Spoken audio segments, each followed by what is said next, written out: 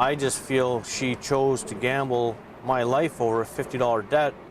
Aaron Korpaski has been in the hospital for the last 23 days after he claims he was turned away from a walk-in clinic for an unpaid bill. All the while, he was having an aneurysm.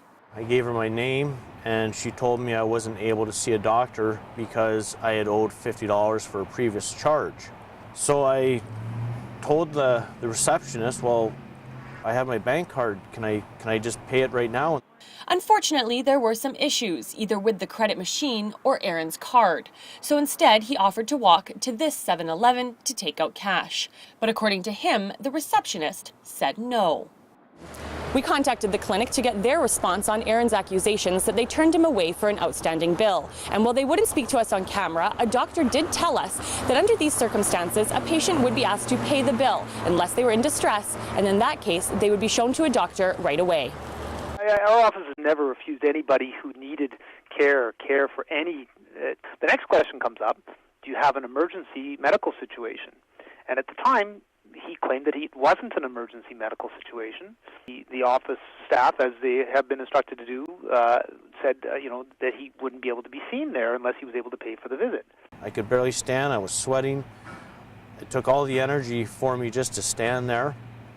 And at this point, a little bit of a commotion had broken out, and a doctor came around the side, and the receptionist told him to go out back, don't worry about it, everything's okay.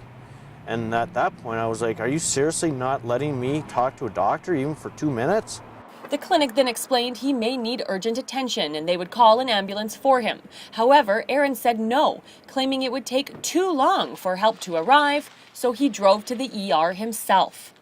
I had a hemorrhage blood vessel in my brain, known as an aneurysm, and that I'm extremely lucky to be alive. If I hadn't have gotten here in the time that I did, I probably would be dead.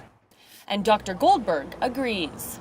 The thing that might have happened is if he was assessed by a physician, they might have said, those are the kind of symptoms that are associated with an intracranial lesion, you need to go to the hospital. And that would have got him there, but probably by a further delay. Aaron will be out of work for several months, but once he's recovered, he will still have to live with this large scar that reminds him he's lucky he made it to the hospital when he did. Zielinski in Kelowna for Castanet News.